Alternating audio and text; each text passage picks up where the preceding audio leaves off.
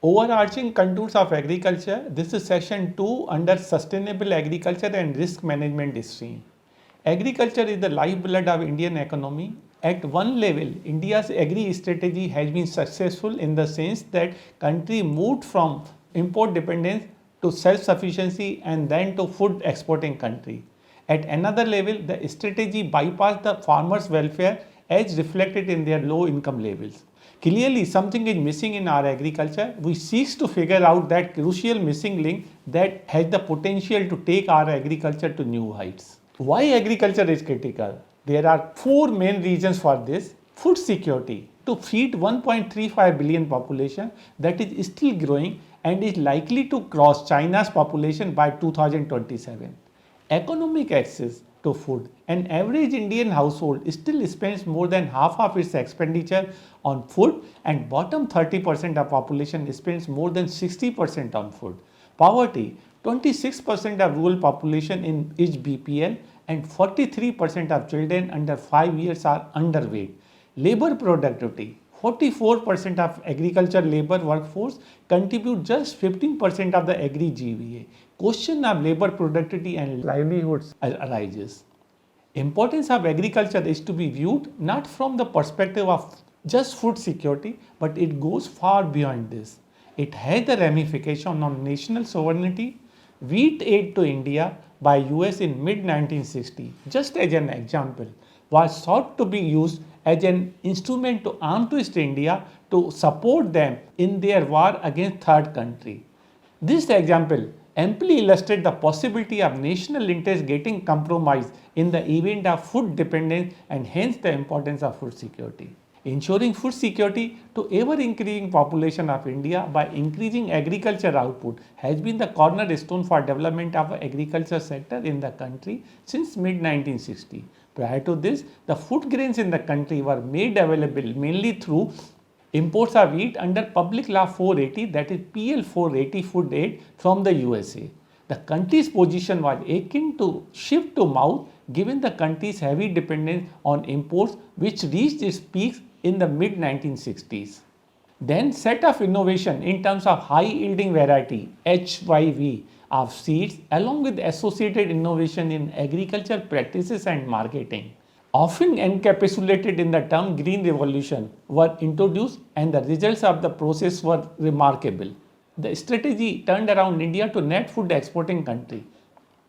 However, the strategy did not explicitly promote farmers' welfare with the result that income remained low. This is in sharp contrast to increase in food grains production by almost 4 times since mid 1960s.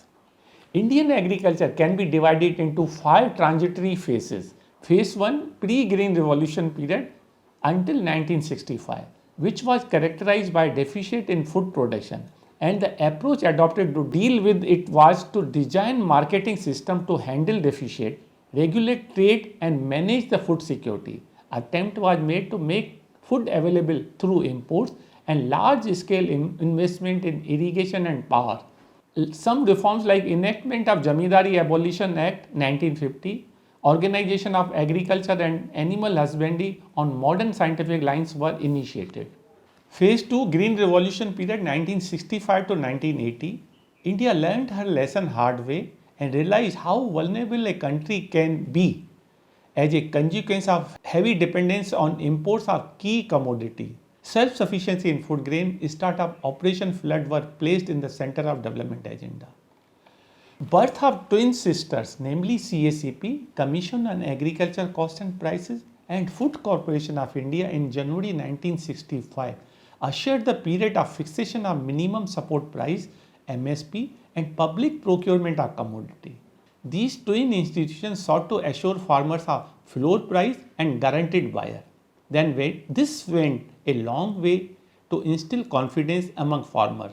In essence, marketing system was put in place to incentivize output and manage its distribution through public procurement system during this period.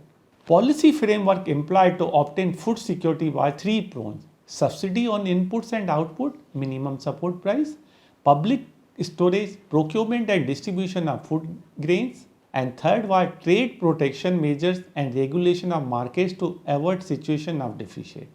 Besides advent of green revolution, that is distribution of high yielding varieties of seeds, other measures initiated during this period included establishment of 5 regional rural banks in October 1975 and NABARD in 1982 to provide sufficient banking and credit facility for agriculture and other rural sectors. Phase 3 was post-green revolution period, that was 1980 to 1991.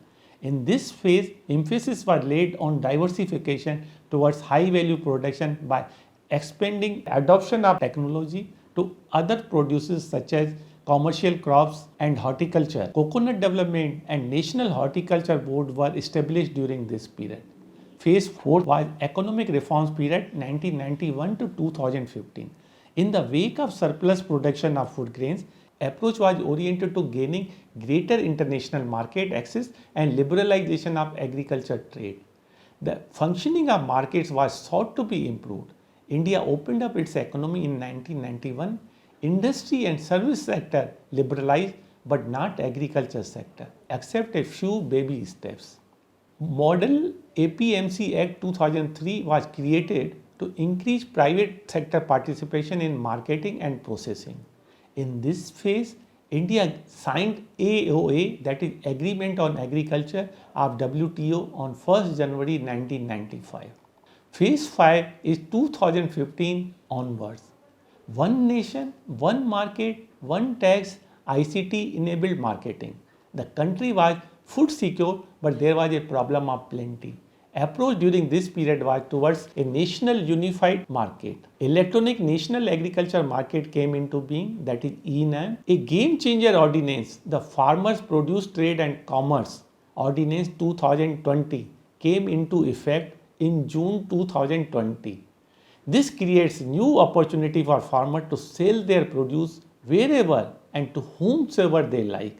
The virtual monopoly of agriculture produce market committee APMC is expected to end sooner than later. The Contract Farming Ordinance, the Farmers Agreement on Price Assurance and Farm Services Ordinance 2020 allows any company or processor or FPO or cooperative society to enter into contract farming arrangement for a minimum of one crop in case of crop or one production cycle in case of livestock.